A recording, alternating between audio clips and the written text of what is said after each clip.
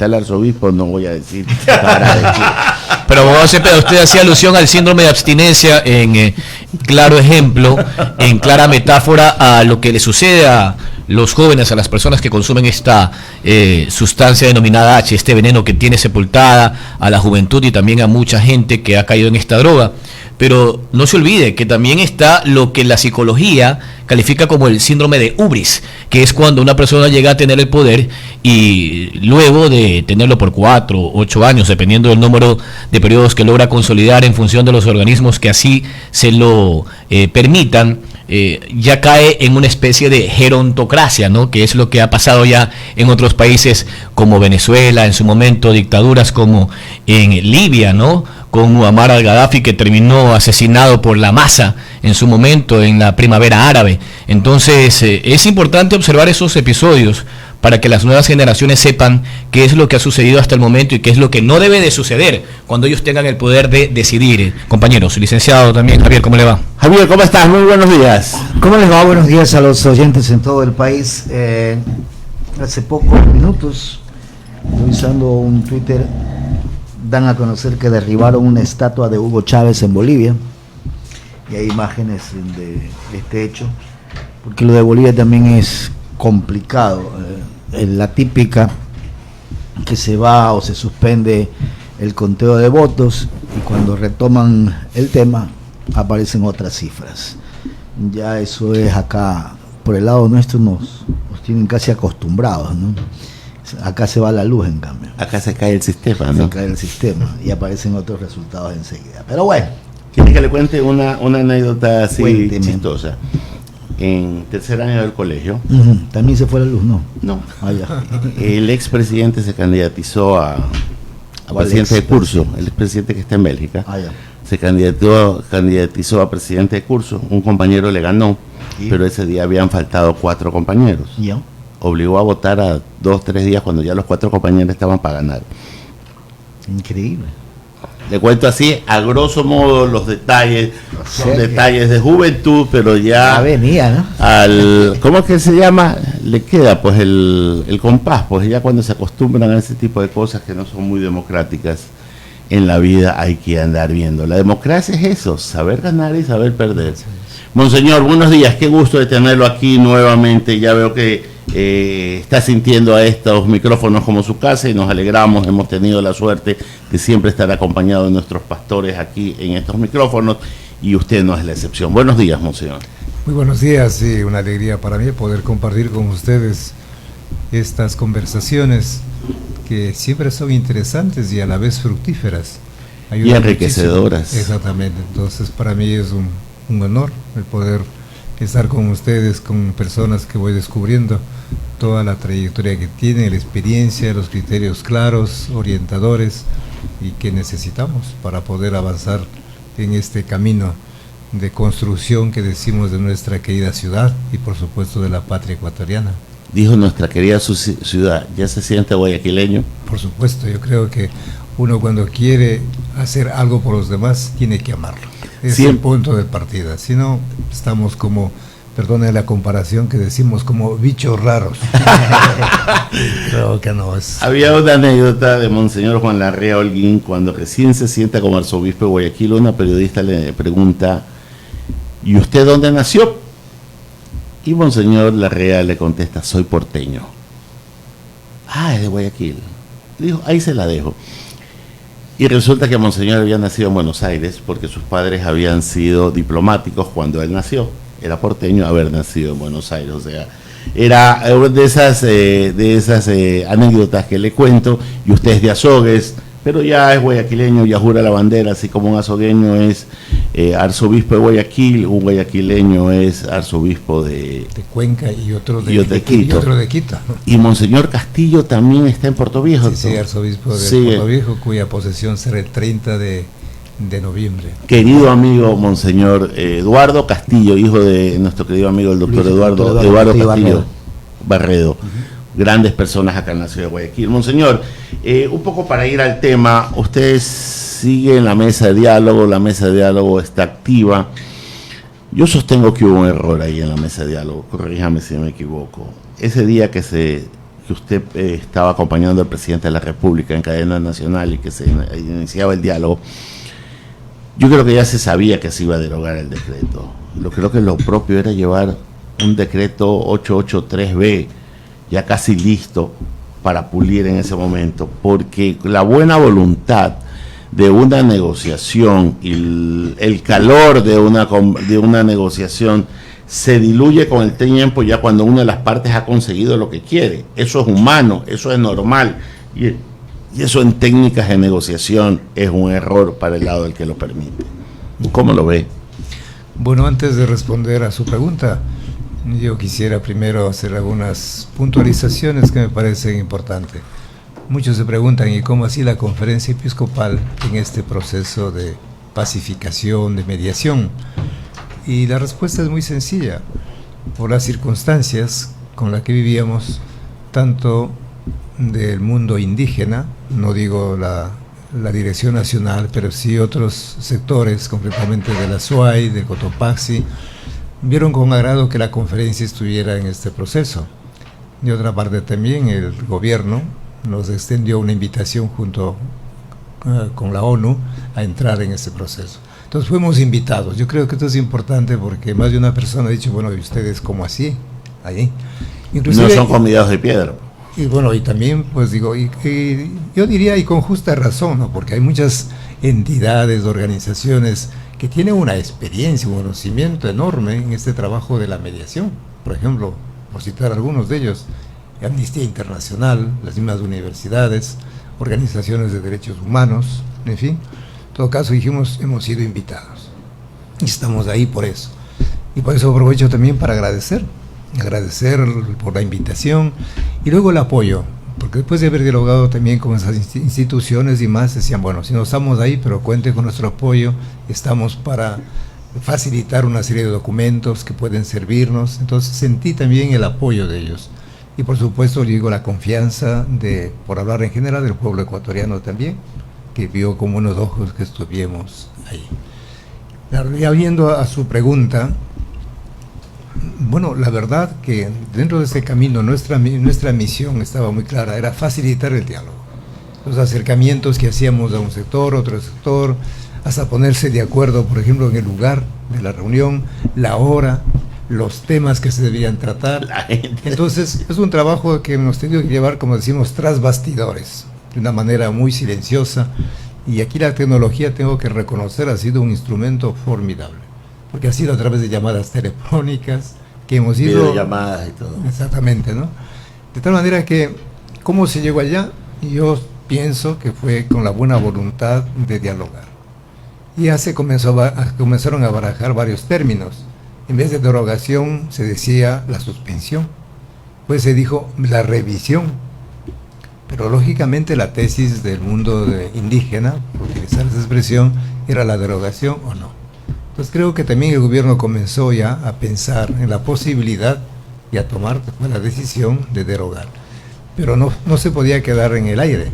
Claro. Por eso la necesidad de que haya otro decreto. Entonces, ese acuerdo realmente se dio en esos 15 minutos de pausa que para muchos ha sido la experiencia de la eternidad, ¿verdad? Entonces fueron 15 minutos que fueron una hora. Una hora. Entonces yo soy testigo de que fue ahí donde se negoció abiertamente, tanto miembros del gobierno como de los pueblos nacionales y indígenas. Entonces ya se llegó a lo fundamental y que tenía que ser derogado el decreto 883 y en su lugar pues elaborarse otro. Después la dificultad estuvo en los términos, en el lenguaje o la semántica, de tal manera que satisfaciera a todos, ¿no?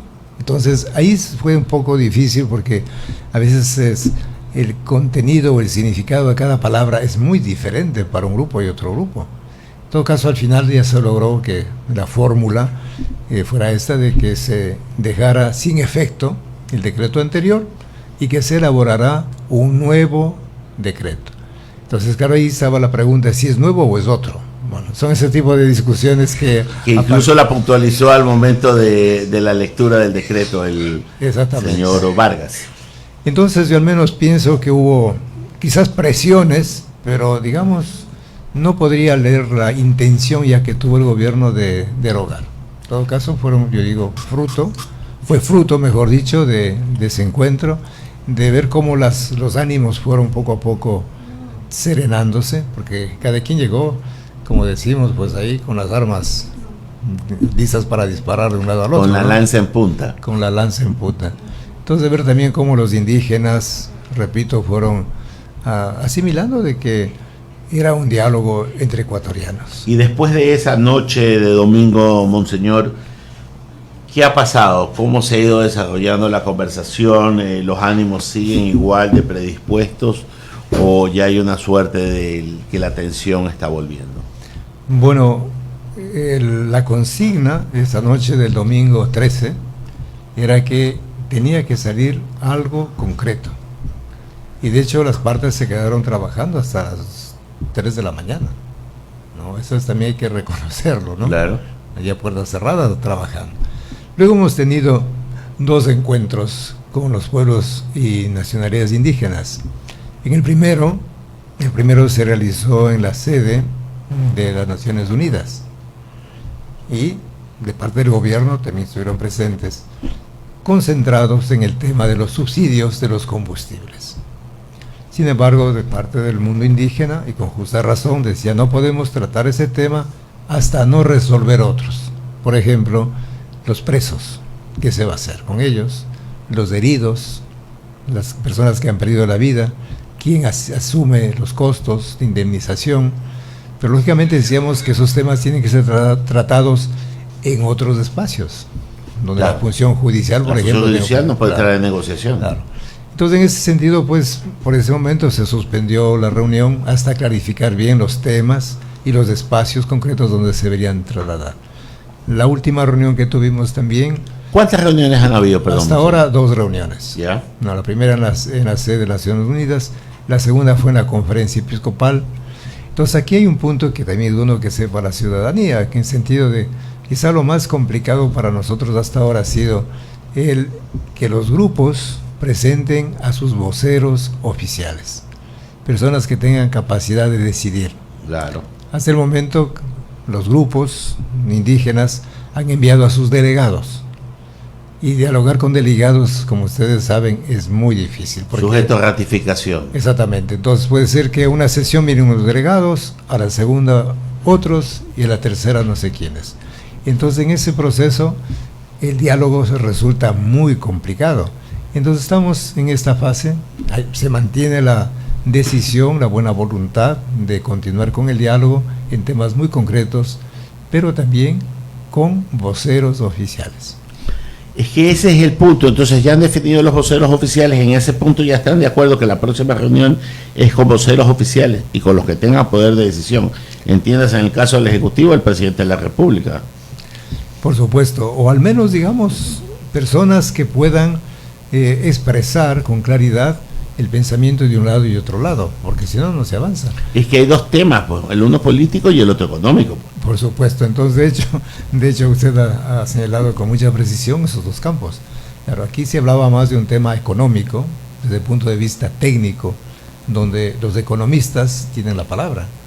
Pero y el tema político, ahí es bastante vidrioso, llamo yo, o sea, complicado, ¿no? Porque uno no sabe... Es el arte. El punto de dónde viene, si son cuestiones ideológicas, búsqueda de bien común, cálculos de poder, en fin, ahí, como digo, es un mundo interesante, por utilizar una expresión, ¿no? Pero a la vez también... Hasta en la iglesia hay política. Bueno, es que digamos, yo creo que cuando hablamos de política... Es en el arte y en el buen sentido de la palabra. La búsqueda del bien común, la búsqueda de que todos los ecuatorianos pues veamos nuestras necesidades básicas satisfechas. Yo creo que eso es parte de la política también. Lógicamente lo que no entramos ya es en la política partidista de grupo. Por supuesto. Pues ahí ya es un campo. Monseñor, ¿la función judicial está participando también de estos diálogos o no? Porque al ser una de las exigencias liberar a los presos, no todos tienen ni la misma comisión de delitos ni la misma responsabilidad. No es lo mismo obstaculizar una vía que incendiar un edificio. ¿Está la Fiscalía participando en el tema? Bueno, de hecho, para la segunda reunión se invitó a algunos representantes de los distintos poderes. y estuvo presente, por ejemplo, de lo que yo recuerdo, el defensor del pueblo, estuvo también del Consejo Nacional Electoral, de la Asamblea, por supuesto que estuvo también de la Fiscalía, pero claro, cuando falta un interlocutor no se puede continuar, y eso sucedió. Entonces, ¿quién faltó? bueno, por razones de... ok, no decir, pero cuando falta uno, entonces, pues... Claro, se traba. Se traba, ¿no? Entonces, como Naciones Unidas y Conferencia Episcopal, vamos nuevamente a convocar a una tercera reunión. Entiendo que hace eso ya las partes han definido a sus voceros y el diálogo comenzará realmente a ser una realidad entre nosotros. Esperemos, porque si alguien falta es porque tenían la intención de que el diálogo no se dé, cuando ese sería uno de los presupuestos para poder viabilizar el inicio de una conversación o el reinicio de una conversación. Claro, a veces también porque no logran ponerse de acuerdo entre ellos quién podría ser su vocero. Entonces hay una serie de cosas. Pues él tiene la voluntad, queremos dialogar, pero ¿quién dialoga? ¿Quién de nosotros o quién del grupo? Entonces yo creo que es un tema también que tienen que resolver dentro de cada uno de los grupos. Los egos funcionan, ¿no? Los egos funcionan. Ese es el obstáculo principal en toda la negociación. Es verdad. Javier, ¿qué tal? Monseñor, buenos días. Usted es vicepresidente de la Conferencia Episcopal Ecuatoriana y la enorme responsabilidad de compaginar, de unir, de reunir a estos sectores involucrados en esta situación adversa que vivió el país refleja que la iniciativa no es otra que buscarle la paz al Ecuador. No hay otra desde el punto de vista de lo que ustedes han podido lograr hasta ahora. Y le digo esto porque entiendo que ya está acá una delegación de la ONU de afuera que vino con 3 personas para reunirse con todos los sectores involucrados en este tema. No se van a dar a conocer los detalles. Esperemos que al final de la reunión se sepa algo de o a qué conclusión se pudo haber llegado. Mi pregunta es, Monseñor, si es que vamos por el camino adecuado de esta conciliación, de este acuerdo, de esta solución a los problemas sociales y económicos, inclusive políticos que vive el país. Bueno, de lo que yo he podido percibir es que, voy a utilizar una expresión un poco amplia, ¿no? El país no resiste más la violencia. Entonces, de todos los sectores se han ido levantando voces de rechazo a todo lo que pueda destruir vidas y bienes. Entonces quedó demostrado que el camino de la violencia lo único que hace es destruir, crear miedo, zozobra, enfrentamientos, en fin, todo eso pues que hemos experimentado. Muchas personas me decían, oigan, han sido 12 días de infierno, ahora sé lo que es el infierno, ¿no? El no saber, la incertidumbre, zozobra, no sabe quién es. Entonces yo creo que eso ya llegó a un límite, dijimos no. Entonces a partir de ahí es la convicción de que a la paz hay un camino, y es el diálogo. Y la necesidad de aprender a dialogar. Y ahí todos los ecuatorianos tenemos una gran responsabilidad. Digo, comenzando por la familia. Esas llamadas mesas de diálogo, pues tendrían que ser una práctica cotidiana. Que en casa, por decir un ejemplo, ¿no? En casa, que las tensiones o conflictos grandes o pequeños siempre se resuelvan a través del diálogo y que los niños, los jóvenes, la familia aprenda a dialogar. Y todo lo que implica dialogar, primero escuchar a los demás, comprender a los demás, negociar, saber ceder, saber aceptar y llegar pues a decisiones comunes. Eso por hablar de la familia. Igual en las escuelas, colegios, en nuestras parroquias, en los movimientos sociales, políticos. Entonces, instituir el diálogo como el camino para la paz, poniendo, yo digo, condiciones muy claras, como aquella que nosotros hemos estado insistiendo muchísimo, la confianza. O sea, ¿cómo recuperar la confianza? Saber que no somos enemigos, no somos rivales, que al final pues somos compañeros, somos seres humanos, ¿no? Y seres con capacidades extraordinarias. Entonces, recuperar la confianza entre nosotros. El otro valor que nosotros hemos estado insistiendo y que vamos descubriendo que es necesario, la transparencia. Que haya sinceridad, que las partes puedan expresar lo que piensan, lo que sienten, lo que quieren, sin agendas ocultas, sin el deseo de manipular al otro. Y la tercera, que ya lo he manifestado también, es la apertura. Saber que uno va a dialogar, a negociar. Y toda negociación, pues uno tiene que aprender a ceder. Claro. Y el entender que ceder no es perder, porque eso es la verdad. Porque ceder es abrir una puerta para escuchar y acoger otras propuestas, otras iniciativas, algo que yo no veía, pero el otro lo ve con precisión, con claridad, y que se une en ese proceso. Entonces yo creo que por ahí tendríamos que seguir trabajando, es una tarea de todos, aprender a dialogar. Pero hay otra cosa que me permito decir, Por favor. y es que a nivel general, y no lo digo solamente yo, he leído muchos artículos de connotadas personas, en fin, y ven que Ecuador quedó fragmentado y herido. Hay muchas heridas. Y heridas que se han abierto, quizás pensábamos que estaban cicatrizadas, pero se han vuelto a abrir. Por ejemplo, el racismo o el regionalismo, todo eso. Entonces hay un país con grandes heridas. Entonces, ¿cuál es la salida? Tenemos que reconciliarnos. Y el primer camino es la justicia, el respeto a los derechos de los demás. Y por eso, si alguien cometió un delito, tendrá que ser juzgado sin revanchismos, sin venganza, sin odios, pero también con objetividad.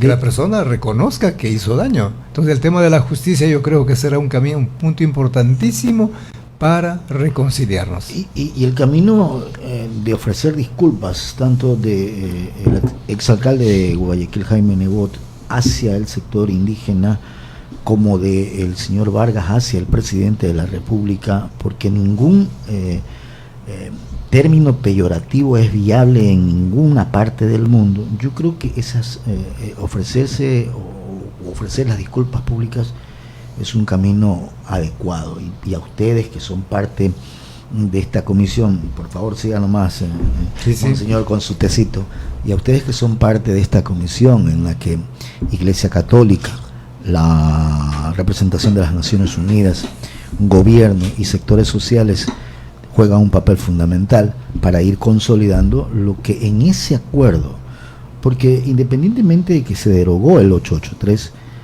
entiendo que en esa reunión que hubo un acuerdo con algunos puntos, que obviamente se tienen que ir de a poco resolviendo, porque esto tampoco puede ser de la noche a la mañana, Monseñor. Claro, de hecho el punto en el que estamos centrados y concentrados nosotros estamos facilitando, ¿no? Estamos facilitando, y es justamente sobre los subsidios de los combustibles. Entonces es un tema como eminentemente técnico, claro, de cálculos. Entonces nosotros simplemente es invitarles a que se sienten, es un tema concreto. Luego son otros temas ya de justicia, hay otros temas también que han ido saliendo y que serán pues afrontados en otras mesas. Claro, pero eso se analizó en la reunión, se discutió, se habló del tema. No se ha podido discutir todavía, justamente por estas circunstancias que le comentaba, ¿no? Está pendiente, y aquí hay que reconocer que de parte del gobierno han estado presentes en las mesas los peritos, o sea, personas que están preparadas para explicar cómo funciona eso, y de la otra parte también los indígenas tenían sus asesores, pero este punto todavía no se ha hablado, hay que decirlo abiertamente, pero hay la esperanza de que en la próxima reunión ya las partes se sienten a analizar ese tema que es eminentemente de carácter económico. ¿Qué lectura le deja a usted esta situación que vivió el país y lo trascendente que ha significado para la Iglesia Católica? Y se lo pregunto a usted como vicepresidente de la Conferencia Episcopal Ecuatoriana, lo trascendente que significó lograr que los sectores involucrados, porque aquí no estamos para decir a favor y en contra de nadie, sino para una sola vía, que es, como yo le decía hace un momento, Monseñor, este camino de la paz para el país, porque lo acaba de señalar, este país quedó totalmente quebrantado desde todo punto de vista. Pero ¿qué lectura le deja a usted toda esta situación, Monseñor? Bueno, ya mirando las cosas, sí, como decimos, con mucha serenidad, yo creo que el tomar en serio el diálogo, que es fundamental, ¿no? Claro, porque, y le digo, ¿por qué me digo tomar en serio el diálogo? Porque, y aquí voy a decir una frase, las llamadas mesas de diálogo, en algunas circunstancias, no en todas, se han transformado en mesas de información. Y de información y luego de imposición. Entonces, yo creo que eso tiene sus efectos. Claro. Cuando el interlocutor se sienta, se ha preparado, ha elaborado de la mejor manera una propuesta, y luego ve que en el proyecto no aparece por ninguna circunstancia, la conclusión es que nos tomaron el pelo. Entonces el concepto de socialización, a ver, ¿qué significa eso? Es una información nada más, unilateral, como para decir, señores, ya les he dicho lo que voy a hacer, pues ahora sí aténgase a las consecuencias. Entonces ese tipo de actitudes yo creo que tendríamos que superarlas. No favorece. Y hace algunos días atrás, monseñor, aquí analizábamos, ¿te acuerdas, Ramiro? ¿Qué resultados tenían esas mesas de diálogo? Y antes se llamaron, tuvieron otro nombre, porque las últimas eran las mesas de diálogo por la situación del país. Pero un año atrás también se conformó otra serie de mesas que tenían otro nombre. Pero resulta que el tiempo pasa y esto no se concreta. Y lo que dice monseñor es real, o sea, a ver, yo de un sector digo, mira, a mí me conviene tomarme una taza de café caliente. Y no te hacen caso a eso y te la dan la taza de café fría. O sea, no lo estás escuchando. Y eso diálogo de sordos. Diálogo de sordos no puede ser así, monseñor. Y se acuerda de lo que dijo esa noche el señor Vargas. Dijo, pero si nosotros llamamos a los ministros y están ocupados y no nos atienden. Eso es terrible. Le dijo delante de la cara al presidente que sus interlocutores no estaban haciendo su trabajo. Eso sí es terrible. Entonces, monseñor, ya por lo menos en ese esquema está mejorando la comunicación, porque estamos claros que mucho de lo que sucedió en esas manifestaciones fue el sacar de una olla de presión una inconformidad y un maltrato. Yo sé que el diálogo personal, directo, no siempre es posible por una serie de circunstancias, pero yo sí creo que los gobernantes en general y también nosotros que estamos en ese servicio pastoral deberíamos hacer todo el esfuerzo posible para que el diálogo sea directo. Yo por eso celebro y felicito al señor presidente que él en persona estuvo esa noche dialogando, porque uno puede dialogar a través de sus intermediarios, de sus ministros, en fin, o de otras personas, pero uno sabe que la información puede quedarse en el camino y no puede llegar. Entonces me parece algo fundamental el tener esos espacios donde el presidente pueda escuchar directamente a sus interlocutores.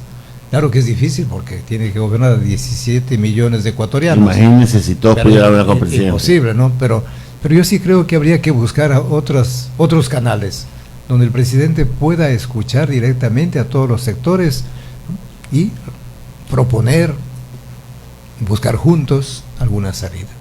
Monseñor, ¿ya hay fecha para la siguiente reunión? Ya que la segunda fue fallida. Todavía no. De hecho, en estos días, estamos martes, miércoles de jueves, las Naciones Unidas con la Conferencia Episcopal va a emitir un pequeño informe indicando el proceso que se ha seguido y las propuestas que se hacen para continuar el diálogo. Pero hay un dicho que dice y reza así: justicia que tarda no es justicia. Si estas conversaciones se siguen dilatando, cualquier resultado será extemporáneo. Y yo siempre cito un ejemplo que es bastante gráfico. Si a un enfermo que está en terapia intensiva la pinta de sangre le llega 2 semanas después, probablemente ya es cadáver. Entonces las decisiones tienen que ser oportunas, porque la sanidad de las finanzas públicas no admite demora. Así es. De hecho, se ha insistido muchísimo en la gran responsabilidad que tanto el gobierno como los distintos movimientos indígenas y sociales tienen. O sea, no se trata aquí de defender pues su parcela, nichos de poder. O su nicho de poder. O sea, el pensar como país, o sea, ensanchar el horizonte y ver más allá, como decimos vulgarmente nosotros, más allá de las narices, yo creo que es importante. En eso estamos insistiendo también, para que vean que no es una cuestión solamente de gobierno e indígenas, o gobierno y trabajadores, o gobierno y transportistas, en fin, sino es un problema de país y que deberíamos embarcarnos en esta gran tarea de buscar lo mejor para todas las personas. Monseñor, la Iglesia y determinadas congregaciones han estado cerca de los pueblos indígenas. Me acuerdo, los salesianos estuvieron muy cerca y están muy cerca de los shuaras en el oriente. Así hay congregaciones que están en la región interandina y que se podría hacer un trabajo de escuchar y procesar, porque también yo creo que hay exabruptos de parte y parte. El decir que el petróleo es de los indígenas o las minas son de tal, son exabruptos porque se llegan a hipérboles que no conducen a nada. Pero el minimizarlos dentro de sus aspiraciones y dentro de sus culturas y experiencias ancestrales que las llevan muy arraigadas, también es un despropósito. ¿Cómo llegar al justo medio? Único que nosotros desde otra perspectiva hablamos siempre de esa tensión entre lo universal y lo particular. Lo universal es el bien común, en este caso de la nación, y lo particular, las comunidades indígenas, las comunidades que viven junto, por ejemplo, a los pozos de petróleo o junto a las minerías. ¿Cómo armoniza usted eso? Entonces, hay de parte y parte. Desde esta visión universal hay que pensar en lo particular. Es decir, ellos necesitan, pero también desde lo particular hay que abrirse a lo universal, o sea, a todos los ecuatorianos. El saber que si bien una comunidad indígena o cualquier etnia vive en un sector, saber que eso no es solamente de ellos, es de todos los ecuatorianos, y que los bienes y las riquezas hay que compartirlos. Entonces yo creo que es esa tensión que a veces suele darse entre lo que nosotros llamamos lo universal, lo particular, o la totalidad y la parte, ¿no? Entonces hay que trabajar muchísimo en eso para que pues descubramos que somos parte de un solo Estado ecuatoriano, pero a la vez que ese Estado ecuatoriano tiene rostros concretos, con necesidades concretas y que deben ser satisfechas también. Totalmente cierto. Monseñor, les darle la bienvenida a nuestro compañero Jaime Velázquez, que también a veces anda queriendo confesarse, entonces ya le voy a decir, porque está en una terapia de recuperación de bullying, pero en todo caso estamos haciéndole aquí todo nuestro Gracias, cariño amigo, y por la esfuerzo. Usted intervención. sabe que se lo quiere y Muy lo quiero amable. poner en manos del Buenos días. arzobispo de Guayaquil. Buenos días. Monseñor, ¿cómo está? Buenos días, y a No, todos los que gracias escuchan, a muy ustedes. buenos días, compañeros Javier, Ramiro, Wendy, que está por allá, Omar y Catherine. Monseñor, tengo una sola pregunta. Lo he escuchado bastante en su intervención, y lo único que quisiera saber como ecuatoriano es ¿qué tiempo va a tomar el redactar el nuevo decreto? Porque hay algunos que dicen entre 4 y 5 meses. Y hablando de tiempos, ahí entramos ya a problemas de orden cultural. ¿Qué concepto tenemos de tiempo? Y ahí vemos hoy una diferencia muy grande entre el mundo andino e indígena sobre el tiempo y nosotros que venimos, que llamado una cultura occidental, ¿no? O sea, para nosotros el tiempo, el cronos que llamamos, es algo más lineal, pasado, presente, futuro, y que avanza de una manera. Pero en el mundo indígena el concepto de tiempo es otro. Para ellos estar un día, una semana, un año, pues no tiene mayor inconveniente. Por supuesto también hay que ser realistas, tenemos que fijar tiempos. Y eso es parte, yo digo, de este servicio que la ONU, en coordinación, digamos, con la conferencia, está llevando adelante. Lógicamente, más allá del tiempo cultural, del tiempo simbólico que podamos tener, también tenemos que entrar en el tiempo cronológico, de fecha, es decir, señores, tenemos que avanzar, porque como le comentaba, esta es una responsabilidad que se tiene frente a todo un país. Entonces no podemos esperar, ¿no es cierto?, que el enfermo muera para que llegue la pinta de sangre, Así utilizando su comparación que me parece muy oportuna. Pero Cada cosa es hija de su tiempo.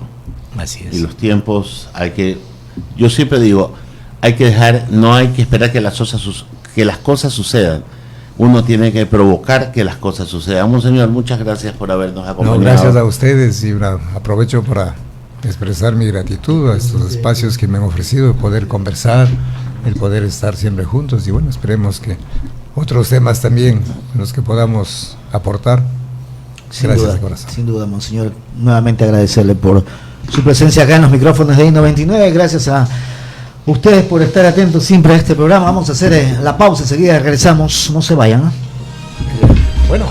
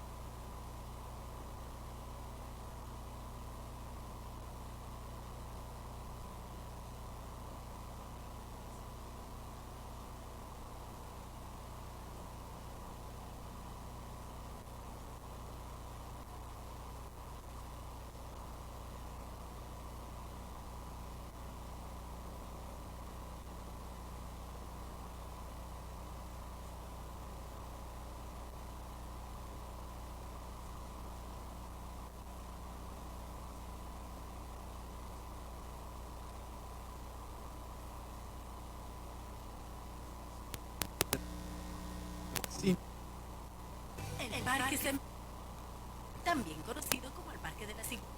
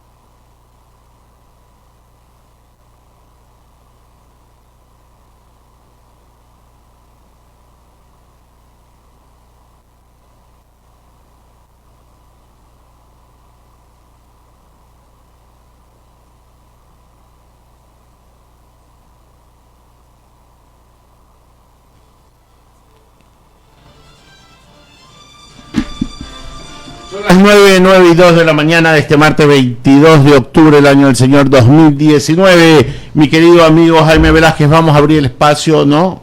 Antes de eso, una indicación. Desde la ATM-Tránsito te traemos el pulso de nuestra ciudad a través de las cámaras de la Corporación para la Seguridad Ciudadana de Guayaquil. Se registra un siniestro de tránsito en la avenida Quito y Sucre, siniestro de tránsito. Facilitamos tu viaje a ATM, todo por Guayaquil. Ahora sí, mi querido Ramiro. ¿Cómo no? Abrimos el espacio de las menciones publicitarias para sintonizar el mejor canal educativo y cultural del país, el de la Católica, que transmitirá este sábado 26 a las 20 horas el concierto de Armando Manzanero, que se presentará en el Teatro Centro de Arte de la ciudad de Guayaquil. El que quiera asistir, las entradas están de venta en Ticket Show. Pero si no, sintonice el canal de la Universidad Católica Santiago de Guayaquil en UHF, Día del 42, Facebook y Twitter, o en la página web del canal www.ucrgtv.com. Vive tu pasión, Jaime. Vive la Universidad Católica Santiago. Y en Computron tienes crédito directo 24 meses sin intereses con una cuota gratis cuando tú quieras usarla sin restricciones. Todos los equipos en Computron los puedes diferir a 12 meses sin intereses. Computron es la única cadena de retail en tener este beneficio. Visite nuestra página web www.computron.com.c y realice todas sus compras en línea con envío gratis a su domicilio. Solo en Computron Detect Store. ¿Dónde lleva su mascota a usted, mi querido Jaime? Entre Caninos. Entre Caninos, que queda en Plaza Navona, en San Borondón. Pregunte por el doctor Boris Ortiz, perrólogo de las estrellas, que atiende a su mascota de mil maravillas: las vacunas, las medicinas, la comida, los brackets, la ortodoncia, todo lo que necesita su mascota podrá ser realizado en la clínica veterinaria del doctor Boris Ortiz, Entre Caninos, en Plaza Navona, en San Borondón, Jaimito. Y la terminal terrestre de Guayaquil, por conmemorarse los 12 años de reinauguración y de servir con eficiencia a la ciudadanía, te invita a celebrar con nosotros el sábado 26 de octubre a partir de las 15 horas en el primer nivel. Ven a disfrutar y bailar con las melodías de Michael. Entrada totalmente gratuita. No olvides de seguirnos en nuestras redes sociales como @terminalGYE, porque somos más que una terminal. ¿Qué cosa? ¿Y dónde come usted bien comida española? La mejor comida española. Sí. La tortilla española, ¿le gusta? Las croquetas. Rico. La paella. Rico. ¿En tinta de calamar o a la valenciana? Rico las dos. Perfecto. El pescado a la andaluza. Ambos dos. Jamón pata negra. Rico. Queso manchego. Todo esto usted lo acompaña con un vino. Viña María. Y de postre, una crema catalana, un flan de coco. Todo esto sucede en Almadraba, Plaza Quil, local 52. La mejor comida española de Guayaquil, en Almadraba, Plaza Quil. ¿Tiene algún mensaje más? Porque yo quiero invitarle a usted, Jaime, a ver a Armando Manzanero. Muchas gracias, estaré en primera fila mirándolo a don Armando Manzanero. Será un gusto de verlo con doña Maffer. Ahí sí, y a usted vamos a tener lleno ese teatro el día sábado, porque el romántico Armando Manzanero se presenta en el Teatro Centro de Arte sábado 26. Compre sus entradas en Ticket Show, en línea o en en línea puede comprarlo. Y sabe que los socios Pacificar tienen 40% de descuento. Qué bueno. Socios Pacificar para Manzanero. Compre sus entradas para Manzanero. El sábado 26 se presenta. Cerramos el espacio de las menciones publicitarias, mi querido Jaime Velázquez Egues. ¿Lo de Bolivia ya hablaron? Estuvimos hablando de Bolivia al inicio del programa, mi querido Jaime, pero claro, pero estamos saludando. Venga acá, siéntese, no observe, ya déjese de ser criticón y venga a sentarse. ¿Ya? Bueno. Entonces, así es cuando se llega a esa edad, se vuelven neuróticos. Oiga, Jaime, sí, pero el tema es que más la tos le siento cuando las instituciones son tomadas por asalto. Yo he visto cambiar resultados, pero las tendencias no se cambian. Cualquier técnico le puede decir ese tema. Las tendencias no se alteran y se alteró la tendencia. Y de que no haya segunda vuelta...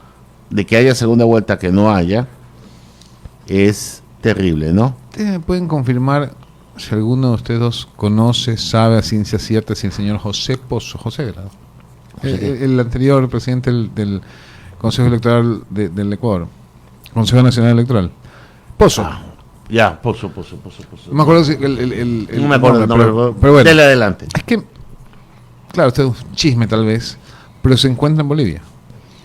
Asesorando. No, yo creo que más es Tibisay.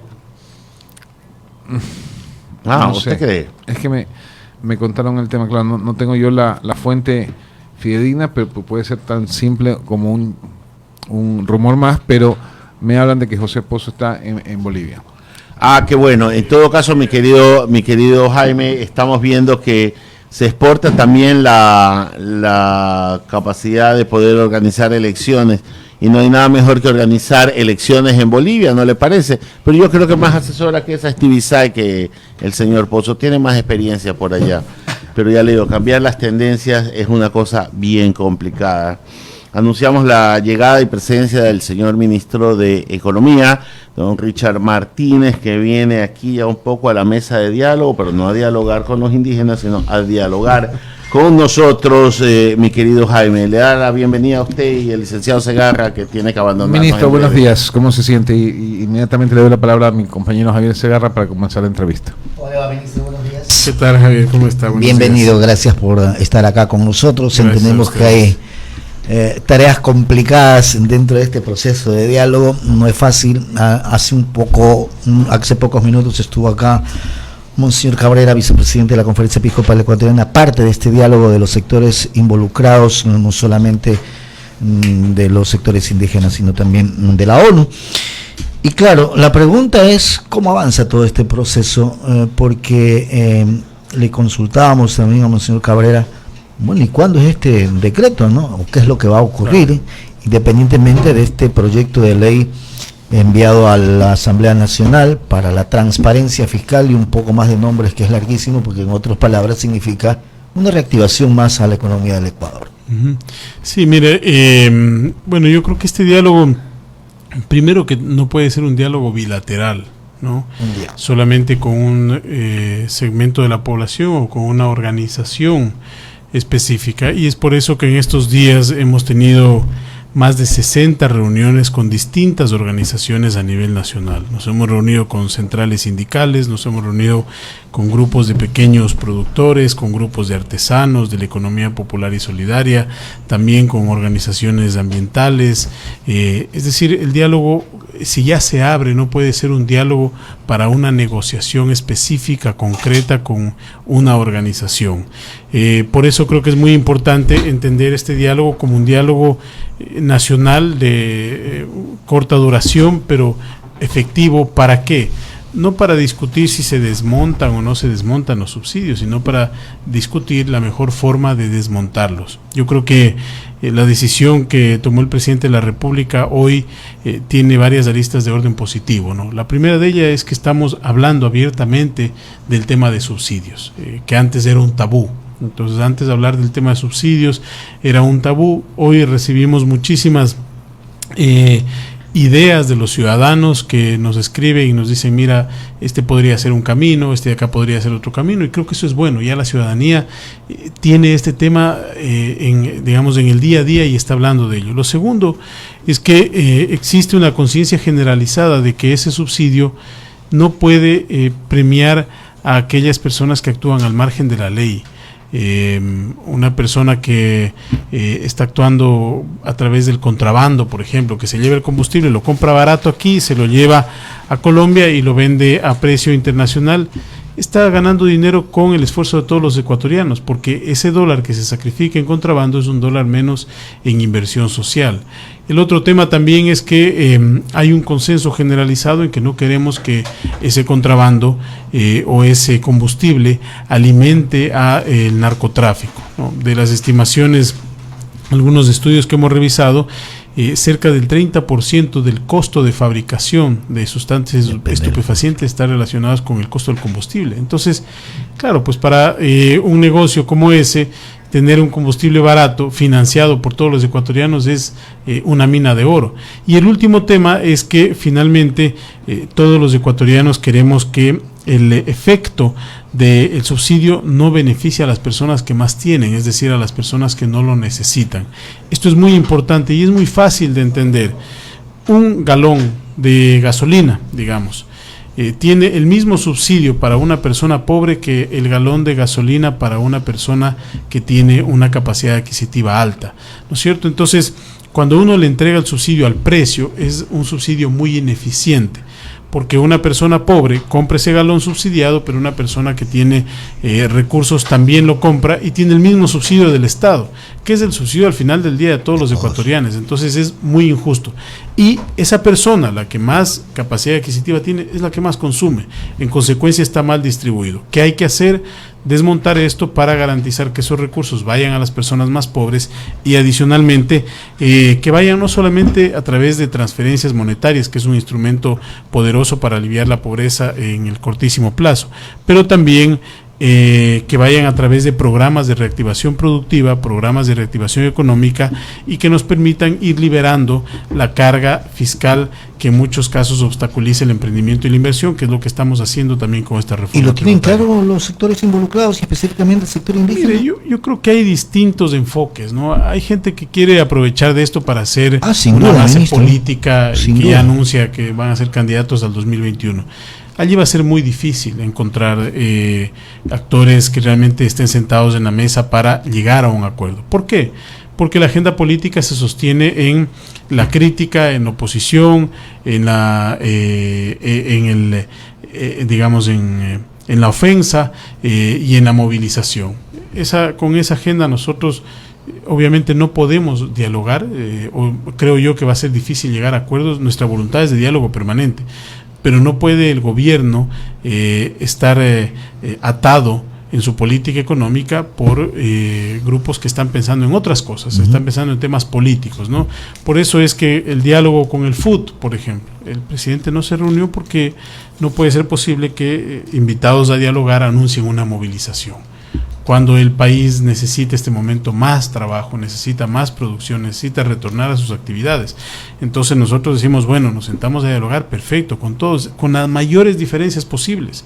Este es un gobierno democrático, pero eso no puede hacer que se secuestre las decisiones de política económica. Entonces, nosotros, insisto, vamos a avanzar en estas conversaciones. Esta semana yo creo que se tendrá el diálogo al menos con unas 40, 50 organizaciones más a nivel nacional, es decir, hablar con al menos unos 100 grupos distintos de la sociedad civil para tratar este tema. Ciertamente dentro de esas mesas surgen otros asuntos, pero lo que nosotros hemos dicho es que tenemos que salir primero de este tema para ir viendo los otros aspectos. Pero también deben estar conscientes, ministro, que no puede esperar mucho tiempo el de establecer una medida de la que ustedes tomaron. Sin duda, Javier, por varias razones. Tal vez la principal es porque el presupuesto general del Estado ya tiene que presentarse a la Asamblea la próxima a finales de la próxima semana. Entonces, allí tenemos que garantizar que estas decisiones estén incorporadas en el presupuesto general del Estado, distinto de la reforma tributaria. La reforma tributaria no puede ser incorporada todavía hasta que no esté aprobada en el Congreso. Ministro Richard Martínez, ministro de Economía, ¿por qué estos diálogos no se hicieron antes y esperaron que el país se incendie para hacerlo? Mire, no es que se ha esperado que el país se incendie, ¿no? Pero eso es lo que se ve. Bueno, es lo que usted ve, pero nosotros hemos tomado una decisión responsable, ¿no? Nadie piensa en tomar una decisión para esperar que el país se incendie.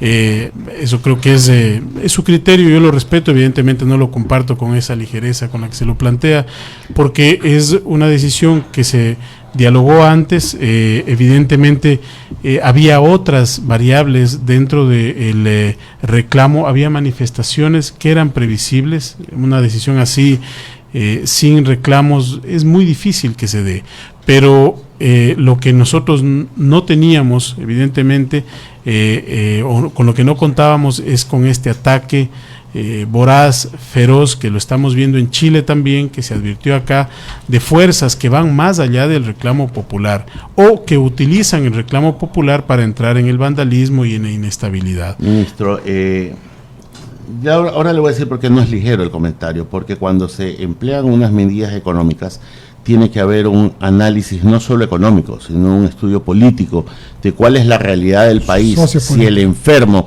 está en capacidad de poderlo soportar, si no va a haber reacciones, y también hay que prevenir las reacciones inesperadas, porque para eso está la inteligencia. Lo que yo sí veo es un divorcio entre las autoridades económicas y entre las autoridades políticas del país, ¿Por qué? Porque mientras ustedes se esfuerzan por buscar un equilibrio fiscal, por el otro lado no se esfuerzan de controlar las posibles reacciones.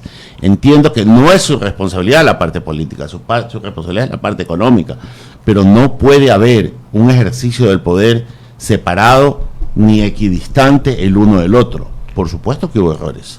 Mire, sin duda, y nosotros no los vamos a desconocer, ¿no? Y creo que es natural admitir que hubo algunas falencias, pero a lo que me refería con el debido respeto, en la ligereza del comentario, es que nosotros hayamos esperado a que se incendie el país. Eso jamás, es decir, nosotros no es que hemos lanzado una medida para que se incendie el país o hemos esperado a que se incendie el país para tomar la decisión del diálogo, bajo ningún concepto. Nosotros tomamos bajo ciertos parámetros. Yo no creo, esto pudiera observarse desde afuera, pero no creo que haya un divorcio entre la parte política y la parte económica. Contrario, creo que se busca siempre un equilibrio, por lo que usted menciona, es decir, garantizar que las decisiones sean sostenibles en el tiempo. En este caso, insisto, creo que hubo algunas cosas que no se preveían, una reacción fuerte de la ciudadanía, nosotros la teníamos prevista, pero no esperábamos contar con toda esta organización que particularmente tuvo más efecto en Quito el día sábado, de las movilizaciones que estaban en algunos casos motivadas por una reflexión natural de la ciudadanía, pero que también tuvieron muchísimos... Por eso yo no lo quiero llevar al campo político, porque usted no es el ministro de la política, usted es el ministro de Economía, y aquí en ese puesto que usted está estuvo sentado Pancho Suet, y criticando las medidas implementadas, decía que eran más medidas de tipo contable que de tipo económico, pues lo que se estaba tratando era de equilibrar en sí cuentas de gastos e ingresos, pero que en realidad no era un plan económico. ¿Qué opina usted al respecto? Bueno, mire, yo creo que respeto criterios diferentes, evidentemente. Creo que cada cual está en la libertad de opinar lo que considere. Pero me parece nuevamente que es un criterio que no tiene fundamento, porque lo que se presentó es un esquema integral de decisiones que apuntan hacia la reactivación productiva. Ahora, usted no puede reactivar la producción descansando claro, sí, eso es claro. Y hoy justamente estamos viendo, y mire, el mayor incentivo para la producción es tener estabilidad macroeconómica, ¿sí?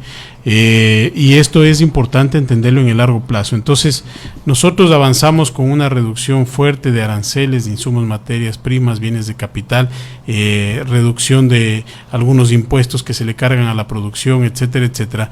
Pero eso no puede generar un hueco fiscal adicional sin que tenga una contrapartida. Y el tema, yo creo que es una visión de corte más bien contable, creer que este es un ejercicio contable. Creo que hay muchísimos argumentos económicos de una decisión de esta naturaleza: evitar el contrabando, generar más eficiencia en el mercado energético, garantizar que el Estado tenga un menor esfuerzo fiscal. Y bueno, si alguien considera, el señor Suedo o alguien más considera que quitar el subsidio a personas que no tienen, o dejar de entregar ese subsidio a personas que se lo llevan a través del contrabando, es un ejercicio contable, yo respeto, evidentemente no comparto ese criterio, porque esta decisión tenía mucho más sentido económico. Por el otro lado, para garantizar también que podamos ampliar la base de protección social y evitar que tengamos un resentimiento en la parte productiva. Mientras más capacidad, mientras más margen fiscal tengamos, mayor margen vamos a tener para hacer todas estas reducciones de costos para la producción, para reactivar la economía y para garantizar crecimiento en el mediano plazo. Ministro Richard, tómese su cafecito, que está muy bueno, y que de paso es muy bueno. Es colado el pasado. Así es. Ministro Martínez, yo he estado un poco chequeando las propuestas que han mandado a la Asamblea Nacional. Hay una que me preocupa. El quitar el beneficio a los que ganen más de $100,000 para que no puedan ser deducidos los gastos médicos ni de educación. ¿Estamos en lo correcto de sus gastos personales? Gastos personales. Algunos años fui profesor de finanzas públicas. Los principios del derecho tributario son la igualdad, la coercitibilidad, la publicidad y la generalidad. ahí no hay igualdad, porque estamos haciendo valer menos a los hijos de la gente que ganan más de $100,000 o más de $100,000 que a los que valen menos. Es un principio, por lo que yo creo que eso de aprobarse irá a la Corte Constitucional, pienso. Buscando la proporcionalidad y la justicia tributaria, podría buscarse otro mecanismo para que esa gente que gana más de $100,000 pueda tributar más. Pero no creo que el camino correcto es haciendo la lectura que se ha hecho, quitándole un derecho, porque también si leemos bien la Constitución, los derechos son progresivos y no regresivos. Entonces hay algunos argumentos constitucionales como para que eso no camine, y yo entiendo lo que usted quiere, que el que más tiene más pague, que es lo que debe de ser, pero no quitándole un derecho y dándole menor categoría a los hijos de unos y otros. Su opinión. Sí, mira, yo creo que este tema hoy por hoy tiene que justamente ya generar este debate en la Asamblea, un debate ordenado, un debate técnico, y nosotros estamos abiertos a entrar en ese debate. Tu lectura es clara, ¿no? Tu lectura es clara en el sentido de que nosotros esperamos de que las personas que más tienen sean las que más tributen, ¿no? Si es que esto rompe algún criterio de orden constitucional, pues nosotros no lo vemos en este momento, por eso hemos enviado la ley, no vamos a enviar una ley con un criterio de inconstitucionalidad, pero estamos dispuestos a debatirlo en la Asamblea y si acaso tomar alguna decisión de orden alternativo para lograr el mismo efecto. No es ese el propósito, no es tratar a unas personas de manera diferente a otras, más bien restar un gasto tributario que favorece a las personas que más tienen. Ese es el concepto que está detrás desde nuestro punto de vista, fiscal, en este caso sí, concretamente fiscal, lo digo como corresponde, porque mire, el gasto fiscal, el gasto tributario, es decir, todo lo que sacrifique el Estado anualmente en cosas que exonera o sobre las cuales genera exenciones son cerca de $5,000 millones. Pero hay temas que no se pueden topar, evidentemente. Tú tienes IVA cero para las medicinas, IVA cero para los alimentos, eso no vas a toparlo, etcétera. Entonces, acá lo que estamos haciendo es reducir ese nivel de exenciones para las personas que más tienen. Pero allí está la Asamblea. Yo creo que este momento es el campo en donde tienen que las ideas y las posiciones también flexibilizarse para tratar de encaminar un mejor cuerpo normativo.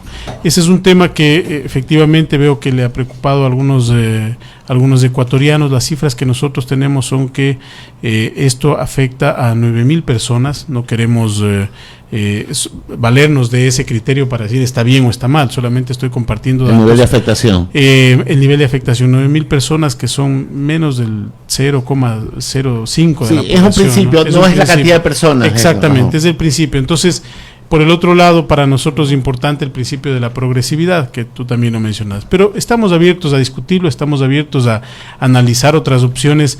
Lo que sí le hemos pedido a la Asamblea, yo acudí el día viernes, nos recibió su vicepresidente, Patricio Donoso, es que logremos darle, creo que hay una gran oportunidad en este momento para presentarle al país alternativas concretas, es decir, si esta decisión se considera que no es la correcta, esperamos también que eso venga con una propuesta alternativa, como usted mencionaba, de lograr el mismo objetivo. ¿Qué buscamos con ese proyecto de ley? Darle un balance al esquema tributario para las empresas, ¿no? Hay muchas cargas que hoy le generan un dolor de cabeza a los empresarios. Se elimina el anticipo de impuesto a la renta, eso es positivo para los emprendedores. Muy positivo. Y que era inconstitucional también. Claro, garantizamos también un esquema simplificado para los microempresarios. Mira, nosotros, al igual que en el caso de los combustibles, en este caso también hablamos con mucha gente antes. ¿Y qué te dicen los emprendedores, los microempresarios? El anticipo de impuesto a la renta es un dolor de cabeza. Todo el costo operativo y el costo administrativo del contador, de la papelería, de la tributación, etcétera, es un dolor de cabeza. Entonces estamos simplificando el régimen impositivo para los microempresarios. Van a tributar 2 veces al año sobre su ingreso, se olvidan de la contabilidad o del contador, tienen que llevar un registro de ingresos y gastos, y además se les quita la obligatoriedad de la retención en la fuente. Esto también para un microempresario es un gran alivio. Eso claro. No hace que perdamos el control, ojo, no, nosotros no podemos perder el control, pero aquí el hay flujo, es un tema de flujo. Flujo, sí, efectivamente, y también que las 5.000, 10.000 empresas más grandes tienen mucha capilaridad y mucha capacidad de control sobre todo ese flujo. Entonces, ese es uno de los grandes objetivos. Además, está el tema del banano, el tema de las flores, donde hacemos varias correcciones tributarias porque estaban afectados esos sectores por decisiones que se habían tomado de manera negativa, y ese es un claro objetivo de este proyecto de ley, ¿no? Buscar facilitar la vida a la creación de empleo y por el otro lado generar más recaudación. Esto viene acompañado de otras decisiones. La reducción de aranceles, por ejemplo, insumos, materias primas, bienes de capital, telefonía, computadoras que se hizo, eso está allí. Se van a reducir también normas técnicas que generan obstáculos al comercio, ¿no? Una norma técnica debe existir en tanto y en cuanto garantice que es un mecanismo para controlar la calidad de los productos, pero no puede existir como un obstáculo técnico al comercio. Y viene acompañado de otras decisiones también para abaratar el crédito a los ecuatorianos. Tenemos un programa muy importante de $1.000 millones para entregar créditos al 4,99% en viviendas de interés social y viviendas de interés público. Esto va a la clase media baja, la clase popular, para que pueda tener acceso a una vivienda digna en un costo bajo. Sí, eso es claro. Probablemente la oferta de vivienda existirá, pero hay que ver si existe la capacidad de pago para comprarla, que es el problema. Pero yo solo quiero terminar diciendo el tema de la proforma presupuestaria que debe aterrizar en la Asamblea Nacional. No puede ir si no se aprueban las reformas tributarias, porque quedaría coja, porque mucho de la proforma presupuestaria va a estar y está considerado con que se aprueben algunas, todas, parte de las reformas. Así es. Por tanto, los tiempos no alcanzan. Sí, bueno, en este caso sí tenemos un descalce de tiempos, ¿no? O sea, la reforma tributaria estará aprobada hasta, no sé, 1 mes y medio o 2, dependiendo de la celeridad con lo que trate la Asamblea, y eso ya no calza con el presupuesto, con el envío del presupuesto general del Estado. Lo que sí necesitamos es que calce el nuevo decreto, ¿no? Para tener allí un mayor margen. Y una vez que la reforma tributaria haya sido aprobada, incluirla en el presupuesto.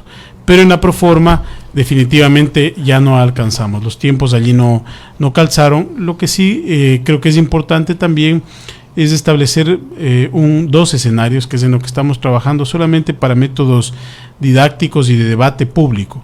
La proforma con sin la reforma, que es como tiene que enviarse porque no hay ninguna reforma aprobada, pero qué pasaría también con el efecto de esa reforma en la proforma, para que la Asamblea pueda tomar una conciencia cabal de cómo esta proforma o cómo esta reforma va a ayudar a construir un presupuesto más equilibrado el próximo año y reducir los niveles de endeudamiento que vienen creciendo de una manera importante, que no han sido fáciles de sostener y que ya no hay mucho más tiempo, ¿no? En este momento las decisiones apremian y el Ecuador tiene que entrar en una zona de sostenibilidad fiscal. Yo he estado en varios medios de comunicación esta mañana y bueno, me preguntan cómo podemos explicarle un poco más a los ciudadanos en el día a día este tema del déficit fiscal, que a veces es un concepto demasiado etéreo y no es muy diferente que la economía del hogar. Si uno a fin de mes le falta la plata para pagar todas las cuentas, ¿qué hace? Pide plata o se endeuda o con la tarjeta, un primo, un pariente, un hermano, fía en la tienda, lo que sea. Ya. Un mes está bien, pero para el siguiente mes, si ya veo que nuevamente no me va a alcanzar la plata, ¿qué tengo que hacer? Reducir gastos que no son necesarios, mantener los gastos necesarios como educación, salud, etcétera, y ya tener un equilibrio.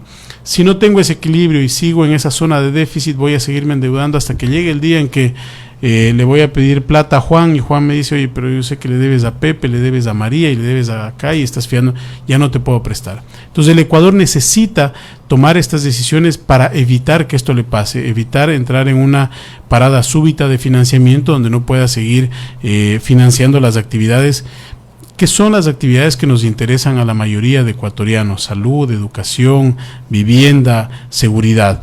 Entonces allí es donde nosotros creemos que las decisiones económicas de este año nos van a permitir sanar la economía a futuro, y estas decisiones tienen que venir acompañadas de un marco legal que las blinde hacia el futuro.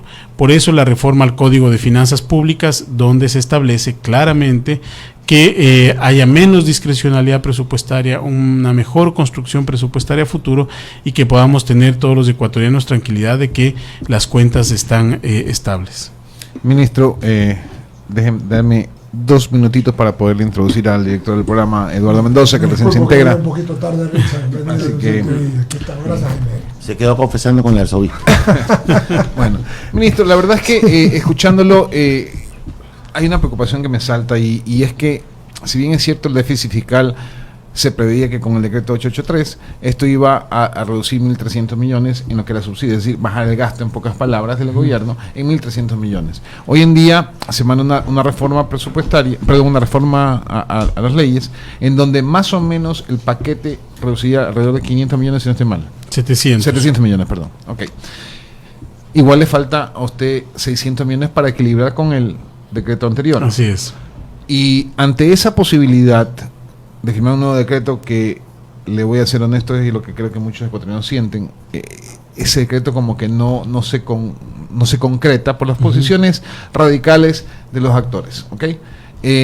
No va a ser posible en la parte real firmar un subsidio, o eliminar los subsidios a la gasolina, por lo menos de aquí a diciembre. No va a pasar eso. O al menos así, esa es la percepción.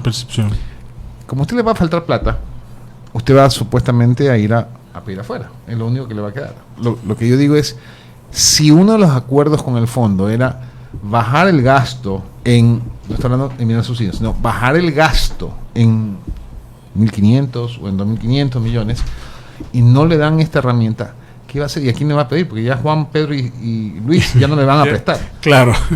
Mira, yo creo que, tú tienes una percepción que creo que es legítima sobre la base de las circunstancias que vivimos actualmente, ¿no? Y nuestra responsabilidad es darle mayor certidumbre a esa percepción. ¿Cómo vemos nosotros las cosas?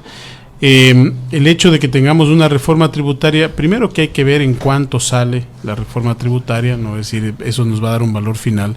Y luego, en el caso de los subsidios, si bien no podemos recaudar estos 1.300 millones de dólares inmediatamente, como se pensaba, sí nos permite la reforma tener un margen de maniobra, por ejemplo, para ir en un escenario mucho más gradual, en el caso del diésel particularmente, ¿no? En el caso de la gasolina, creemos que hay que hacer un análisis diferenciado de los dos combustibles. Entonces, pero no podemos sacarnos de la decisión de política económica la necesidad de hacer esto, ¿no? Entonces creo que nos da un poco más de tiempo para hacer la implementación, por ejemplo, de un proceso de focalización de una manera con una hoja de ruta más marcada, porque hay que levantar bases de datos, hay que hacer varias cosas. Luego, allí en este plan en ese descalce fiscal es donde entra el valor de tener un acuerdo con los multilaterales, ¿no? Que son una fuente de financiamiento importante ante una alternativa que es el mercado, pero el mercado dice, bueno, ya están sobreendeudados en Ecuador, puedo, no puedo, debo o no debo invertir. En consecuencia, los multilaterales son claves allí, y nosotros creemos que con la reforma y la decisión que tomemos con subsidios, que no es una decisión que se puede detener, es una decisión dinámica en el tiempo. O sea, el país debe en los próximos, no sé, tal vez 2 años, debe desmontar el sistema de subsidios. Eso es lo responsable con el Ecuador. Y allí nosotros vemos que el próximo año, obviamente, todavía en una zona de déficit, pero una zona de déficit menor. Por el lado del gasto, hemos tenido varias restricciones ya viendo el día a día, la realidad, y es que, por ejemplo, en el gasto de masa salarial, más del 80% de la masa salarial está relacionada con los servicios que brinda el Estado para las personas más pobres: salud, educación, vivienda, seguridad. Ahora, que hay que trabajar mucho en la optimización y en la calidad de ese gasto, naturalmente. Allí hay todavía un trabajo continuo que hacer, permanente, que ha venido haciendo el gobierno nacional, pero que hay que seguirlo perfeccionando. Creo que algo positivo, dentro de no lo óptimo, pero algo positivo, es que hemos logrado estabilizar ese crecimiento inercial que tenía la masa salarial, cerca de 400 millones por año. Este año ya no crece a ese ritmo, ¿no? Y es como tener un tren con vagones cargados que venía a toda velocidad, y es empezar a cambiarle el rumbo ya. Y por eso, en mi opinión, claro, cambiar el peso y cambiarle el rumbo, y en mi opinión, este es un proceso que no se va a hacer de la noche a la mañana. Digo, ya con la experiencia, desde fuera se ven los números y dices, bueno, ahí tienes 9.500, eso es mucho, hay que cortar en 10% y tienes los 950, ¿no? Pero cuando ya observas cada uno de los procesos, de los ministerios, etcétera, etcétera, los servicios que se prestan, es mucho más complejo. Por eso es que el gobierno tomó la decisión de desmontar los subsidios, porque si fuese muy sencillo el recorte del gasto público, el ajuste sería por allí inmediatamente y sigues conviviendo por último con los subsidios, aun cuando no sea lo económicamente óptimo. Entonces, justamente en la reflexión que tú haces está el problema de fondo, ¿no?, que tú planteas, que es cómo financiar este déficit. O sube ingresos o bajas gastos. No, y hay que hacer de las dos. O sea, en el tema de gasto hay que seguir generando más eficiencias, y hay que seguir insistiendo, y hay que garantizar que el gasto sea de calidad, que ese también es otro tema. Es decir, no solamente se trata de gastar, sino que sea un gasto de calidad. Y por eso para el próximo año, para el 2020, estamos trabajando en el presupuesto, en el plan anual de inversiones, para enfocarlo mucho más hacia temas de crecimiento económico, infraestructura y desarrollo productivo, sin descuidar los temas sociales. Eso es gasto de inversión. Eso es gasto de inversión. O sea, que nos va a dar a futuro un ingreso. Claro, exactamente. Okay. En términos de productividad, un ingreso no monetario necesariamente, pero sí en términos de productividad. Pero una pregunta, ¿por qué mantener todavía, por ejemplo, le voy a ser honesto, ¿por qué mantener medios públicos que no generan no generan ingresos, no solamente gasto? Uh-huh. ¿Por qué mantener TAME? ¿Por qué mantener empresas ineficientes, empresas públicas ineficientes que generan un gasto y que usted, empresario, sabe de números, economista, sabe que eso debe ser eliminado? O sea, no eliminado en el sentido de matar a la gente que está ahí, sino concesionar, mirar la fórmula para no tener ese gasto en el presupuesto. Mira, no ha sido tan sencillo, ¿no? Porque son todo, por ejemplo, en el caso de TAME tú tienes un subsidio, es decir, allí el esquema económico, en mi opinión, lo que tiene que apuntar es hacia un subsidio directo del Estado, es decir, transparentar. Aquí hay un esquema de empresas públicas que fue utilizado para generar direccionamiento de la política pública, y eso no puede suceder. Tú tienes que transparentar en el presupuesto general del Estado y decir, bueno, señores, estas aerolíneas se hacen cargo de estas rutas, y estas rutas de acá, que no son rutas rentables, uh-huh, que tampoco las podemos dejar sueltas porque son beneficio para la ciudadanía. Por último, tú pones en el presupuesto general del Estado, este es el subsidio para esas rutas, pues, y que puedan volar. Exacto. Pero no ha sido sencillo. Mira, hemos tenido reuniones por lo menos con unas 10 aerolíneas. Es muy complejo que alguien se quiera hacer cargo de ese tema. Ahora estamos cerca, porque ya al final se llegó a una conversación mucho más productiva con 2 aerolíneas que están dispuestas a entrar en este modelo, de tomar estas rutas que son competitivas y que el Estado pueda suplir en una parte de las rutas que no son competitivas, para no generarle un gasto o no generarle un perjuicio al ciudadano. Pero sin duda hay mucho por hacer todavía. Yo creo que lo importante aquí son las magnitudes también. La magnitud del déficit del Ecuador son de miles de millones de dólares, y cuando hablamos de estos temas estamos hablando de decenas de millones de dólares importantes también, que hay que hacerlo, pero que en la magnitud tampoco van a ayudar a cubrir todo el hueco, y creo que esa es la dificultad, digamos, de la toma de decisiones. Estamos ahorrando. O sea, totalmente. Totalmente. Y mira, se han hecho ya muchas cosas. Si tú ves, la masa salarial en las empresas públicas se ha reducido en más de un 12-14% en este año, ¿sí? Eso es muy importante. Entonces estamos eficientando las empresas públicas. Hay otras que ya van a entrar a un proceso de cierre porque no tienen ninguna justificación. Por ejemplo, si tú hablas de Correos del Ecuador. Correos del Ecuador es una empresa que no tiene no genera, ¿no? No existe. Y tal vez tienes ahí servicios específicos, pero son procesos de liquidación, de cierre que van tomando su tiempo, o sea, pero están en la ruta, digamos, pero no se pueden hacer de la noche a la mañana. Y así como esa, hay varias empresas públicas adicionales que tienen que irse cerrando sin lugar a dudas. Ministro, qué gusto, siempre es un gusto saludar a Richard Martínez, con quien hemos hablado varias veces y conversado bastante. Tengo preguntas rápidas para tener también, así como le gusta a la gente y a usted, preguntas cortas. El presidente dijo el día viernes que el contrabando de la gasolina en las fronteras nos deja un hueco de unos 400 millones flat. 400 millones es harta plata, ministro. Y que están buscando medidas para poder arreglar este asunto. Escuché alguna vez que iban a diferenciar el IVA, pero ¿qué tienen previsto? Pero no tengo nada claro. La gente quizás quisiera saber qué se les ocurre. Para el combate al contrabando de combustible. De los 400 millones. Claro, mira, la mejor forma o la forma óptima de controlar ese contrabando es desmontando, es decir, ecualizando los precios.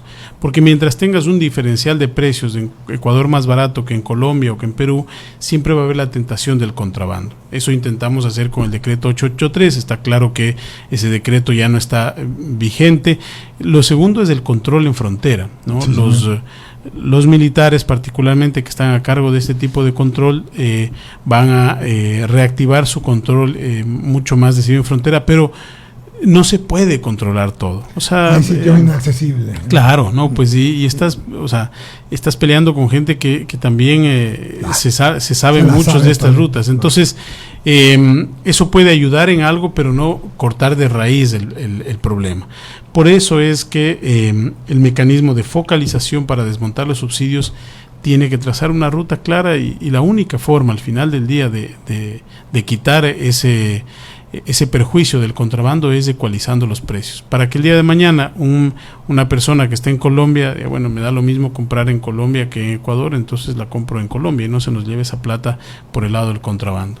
Pero por el momento eso no es posible. Bueno, nosotros estamos trabajando y en el decreto, como le explicaba, nos hemos reunido con más de 60 organizaciones de distintos ámbitos de la sociedad civil y esperamos que el decreto ya esté listo próximamente. No podemos esperar mucho, primero porque ya hay una decisión tomada y segundo porque se necesita esos recursos para estructurar el presupuesto del próximo año. Hay un dato interesante entre los aranceles que usted hablaba, del que casi no se ha hablado, de una, digámoslo así, de una industria que genera, pero es una industria entre comillas, que es la construcción. Y me parece interesante que los aranceles respecto a la construcción bajan de 14.58 a 8.13, o sea, es una significativa reducción y se van a promocionar la creación de 2 productos hipotecarios, leía el uno a través del sector financiero público, privado y público, ¿no? Préstamos para vivienda de interés social, estamos de acuerdo, y de interés público. ¿A qué nos referimos con interés público? Vivienda de interés público. Sí, ¿no? Son 2 segmentos de... Es interesante esto. Muy interesante. Muy bueno. Mira, el Ecuador tiene un déficit habitacional enorme y la forma de resolverlo es eso, impulsando tanto la oferta muy venida menos después de la ley de plusvalía, y la demanda tiene un driver o digamos una condición clave que es el acceso a financiamiento. Si la gente no tiene acceso a financiamiento de largo plazo y de bajo costo, difícilmente va a tener la capacidad para demandar un acceso a una vivienda o la compra de una vivienda. Entonces, como hemos diseñado este mecanismo, recuerden ustedes que en el mes de diciembre el Ecuador tuvo acceso a una garantía del BID por $300 millones para hacer la emisión del primer bono social del Ecuador, y también es la primera experiencia del BID. Entonces, con ese bono social nosotros vamos a poder financiar, ya el instrumento financiero es a través de un fideicomiso, el instrumento financiero administrativo, etcétera, etcétera, pero no vale la pena entrar en esos detalles. Tú tienes la capacidad de financiar $1.000 millones al 4,99%. Qué fantástico. ¿Ya? Entonces, para vivienda de interés social. Para vivienda de interés social, que es hasta $70,000, y vivienda de interés público, que es de $71,000 a $90,000. Ahí está la diferencia. Eso es. Entonces, Genial. ahí están los dos segmentos, Un segmento 70,000 y a 90,000. Y es vivienda, digamos, y el sector de la construcción es clave porque te permite generar muchísimo crecimiento económico y riqueza, Directa, indirecta. mano de obra. Entonces, son $1,000 millones que nosotros apuntamos de manera importante. Vamos a tener una reunión en los próximos días con los constructores para destrabar muchos temas administrativos que hay en los municipios, en los ministerios, etcétera, para que entren con mucha fuerza a generar este tipo de proyectos, y a la ciudadanía obviamente la invitación abierta para que aplique a este tipo de créditos. Tasas de interés del 4,99% a 15 años es realmente una ventaja para los ecuatorianos. Ministro, ya voy a leer unas preguntas que tengo. Son las 9:47 conversando con Richard Martínez aquí en I99 FM en El Diálogo. Pero te digo honradamente, te criticaron antes del paro y todo porque el gobierno hizo, y tú lo lideraste, una venta, hizo un endeudamiento. Una emisión, así es, de 2,000 millones. Pero el problema es que cuando hay necesidad, lo decías tú hace un momento. Si tienes necesidad de hacer un préstamo, no es lo técnico necesitas para existir y para pagar lo que les dejaron y los que tienen que pagar. Uno no puede criticar esas cosas, sino hay que solucionar. La teoría dice una cosa, pero la realidad juega en otro tema. Van a necesitar quizás volver a hacer alguna otra emisión, Richard, antes de fin de año, con lo que no pudieron subir la... Mira, tenemos algunas operaciones de financiamiento previstas, pero que apuntan a estar prefondeados para el 2020. Hay un problema en ejecución presupuestaria. Muchas veces tú tienes el presupuesto que inicia operación a partir de enero y las entidades pueden ejecutar recién esos presupuestos a partir de mayo, junio, abril, dependiendo de la eficiencia de la institución. Lo que queremos es prefondearnos en alguna medida para empezar rápidamente desde enero, sobre todo con este enfoque del nuevo plan anual de inversiones. Entonces, no tenemos previsto salir al mercado para fondear en estos meses. Tenemos algunas operaciones allí, tenemos también los desembolsos de los multilaterales que van a ayudar a cerrar el año y a sostener el nivel de reservas.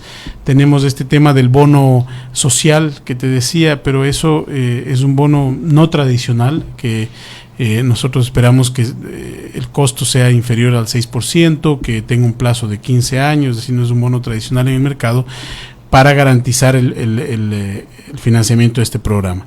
Para el próximo año creo que es justamente en donde nosotros tenemos que garantizar que ese nuevo endeudamiento, y que particularmente sea costoso, sea el menor posible.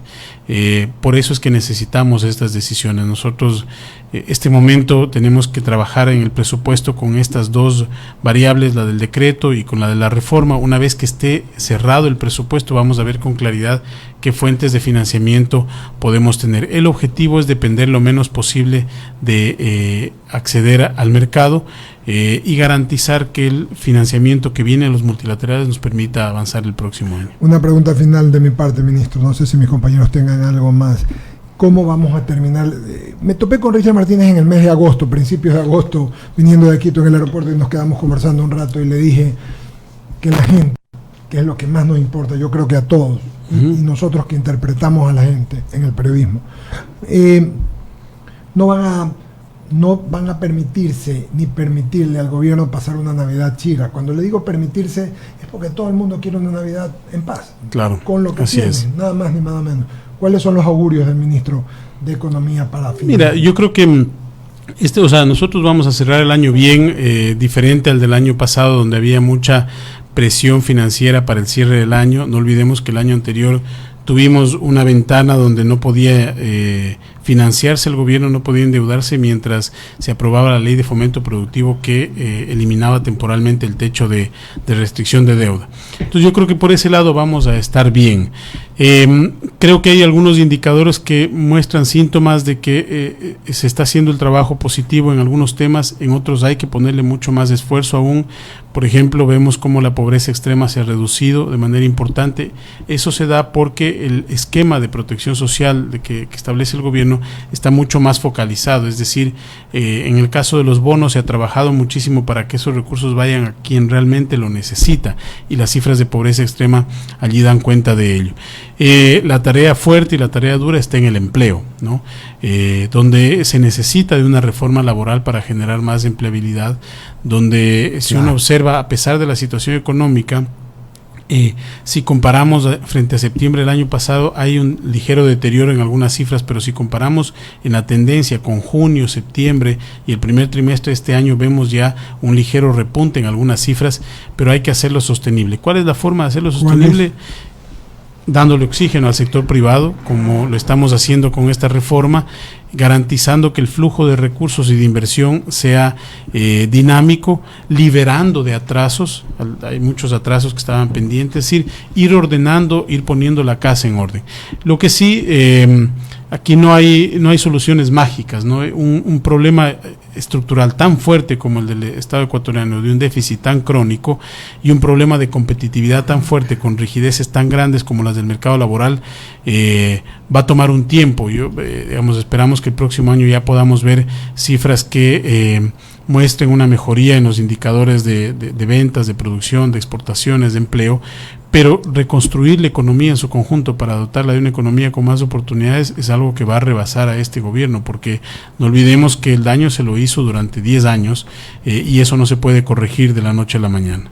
Prevé entonces que no va a ser todo normal hasta fin de año. Sí, hasta fin de año vamos a estar normales, a menos, como te digo, en temas de financiamiento, digamos, flujos, va a estar todo normal, y de hecho creo que podemos ir abriendo espacios para cumplir con algunos temas en los que nos hemos comprometido. Por ejemplo, tenemos el tema de jubilados allí, el pago inicia este año de los $2,000 para aquellos jubilados que estaban el año 2008, 2009, 2010. Tenemos algunos atrasos con entidades privadas que prestan servicios al sector público, eso también se va a ir regularizando. Mensajes finales. Ronald Bermúdez dice: saludos, inteligente el ministro. De otro lado, José Luis Cornejo dice: buenos días, porque a la @radio99, ¿por qué a la clase media nos siguen imponiendo impuestos? Me discriminan al ponerme en otro nivel. ¿Qué otro? Cristian Hidrobo dice: interesante entrevista. Estimado Richard, sobre el tema del incremento del ICE para los servicios de celulares no prepago, ¿no es una ambigüedad con la eliminación de aranceles, equipos celulares y técnicos? ¿Subirá el servicio? Obviamente. Gracias. Y dice otra más, Cristian Hidrobo, sobre el tema de la contribución a empresas que generen ingresos de 1 millón. No es muy generalizado, considerando que puedo vender un millón pero ganar 0.1, afecto al flujo y la rentabilidad. Ahí hay alguna inquietud. Mira, qué bueno que la gente empiece a debatir de estos temas y con ese nivel de altura, como tú lo planteas, de preocupaciones reales, ¿no? Yo te diría, mira, en el caso de las empresas, tú tienes una empresa que si factura $1 millón, como está establecida la fórmula, le va a tocar contribuir con $1,000. Creemos nosotros que la medida es lo suficientemente equilibrada como para darle margen a esa empresa que factura $1 millón. No es lo mismo facturación que rentabilidad, eso lo tenemos muy claro, pero es una contribución que en nuestra opinión es manejable. Una facturación de $1 millón, una contribución de $1,000, creemos que es posible. En el caso del tema de celulares, hay que ver esto de manera integral. Por un lado, se han reducido los costos para los equipos.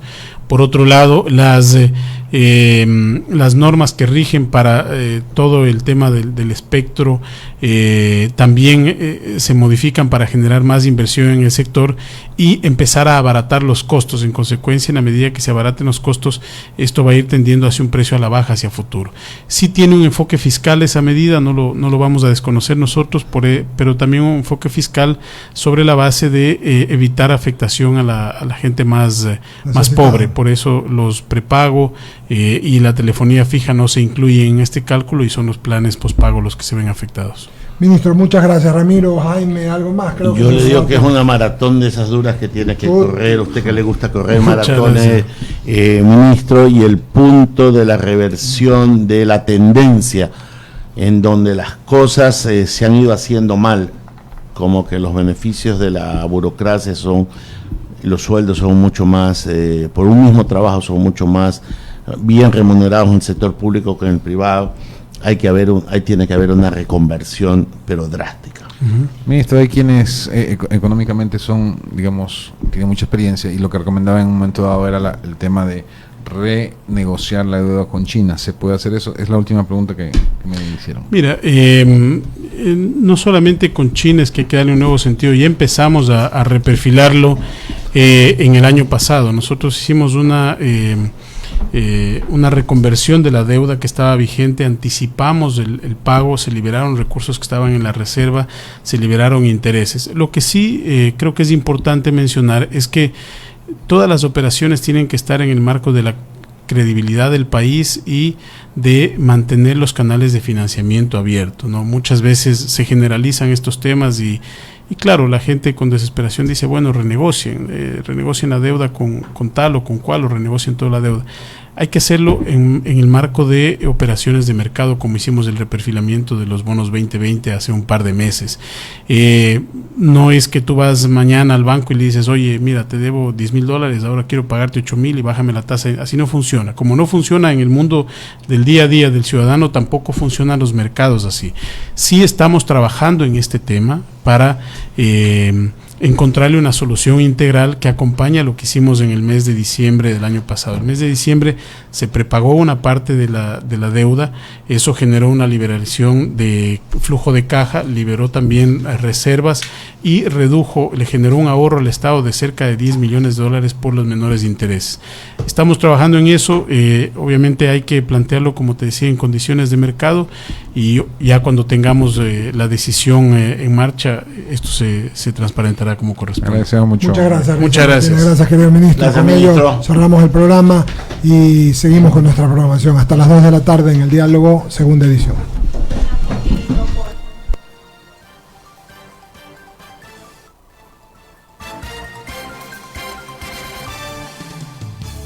En I99 hemos presentado su programa de opinión y noticia, Diálogo.